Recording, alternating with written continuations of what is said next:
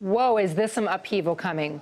In the hospitality world, legendary restaurateur Danny Meyer announced tipping will be eliminated from all of his New York City restaurants.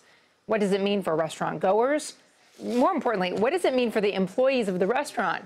Greg Morabito from Eater New York is here to explain. So you have this dining blog, and you posted a story about the end of tipping in the Danny Meyer restaurants. What's been the reaction? Oh, it's been actually in both directions. People are very excited about it, especially people that work in the restaurant industry. And also other people that work in the restaurant industry are saying that, no, I wouldn't do this. It doesn't work for me. Wait, why would they be excited about an end to tipping? Well, you know, there's a lot of disparity in the restaurant world. And, you know, a server can make a few $100s a night, but the cook that's actually making the food will make far, far less than that, even at a really great restaurant. So this move is a little bit more fair, or a lot more fair, I should say, to everybody involved on the front of the house and the back of the house.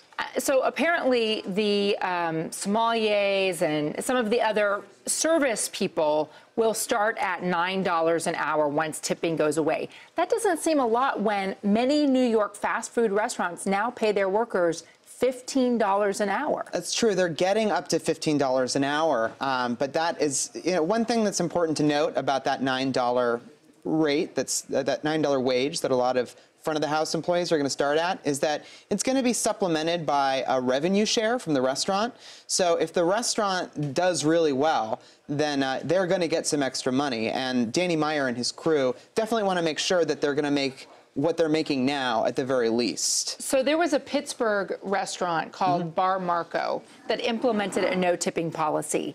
It has tripled its profits this year. The restaurant has. We're not seeing any insight about what's happened to the staff. So it's great that the restaurateurs can make more money. What happens to waiters for whom, I mean, you know, on Twitter you see it everywhere. People say, hey, look, I made really good money as a low-end waitress back in the day.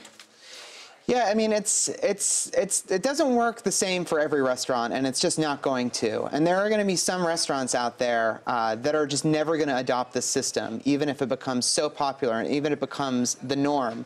But presumably, the whole kind of idea behind this is that if the restaurant's revenues are going to go up, then at least in the Danny Meyer scenario, then the servers are going to make some of that money too. How much do you think that they're going to raise the price on meals in order to cover the higher hourly rate? Well, it's going to be about 20 to 25. Well, it's going to be about 25 to maybe 30%. They think 30% is too high. 25% seems to be the sweet spot because most people already tip 20%. So it's just that extra 5%.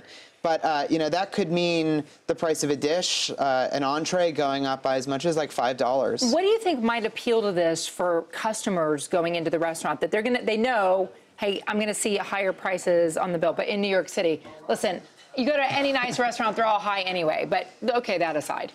Well, so there's probably going to be some blowback. Just nobody likes to be paying more for the same product. But honestly, what Danny Meyer's betting on, and this is a really big risk, and he's very aware of this, is that his customers are going to feel good about paying more because they're going to feel that the people that are serving them have a better life because of it.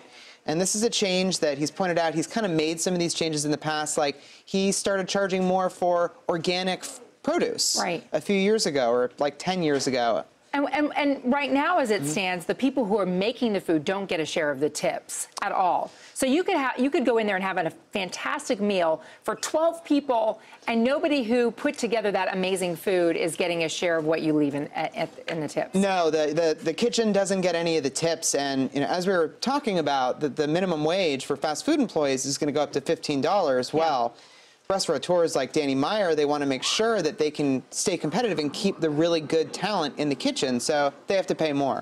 What about bad servers? How do you tell the servers that you're displeased with the service if you're not tipping? Well, I think you vote that way by just not going back to the restaurant or, you know, complaining to the management. But it's less on the shoulders of the servers who might be having a bad night. Greg, thanks. Thank you. Appreciate it.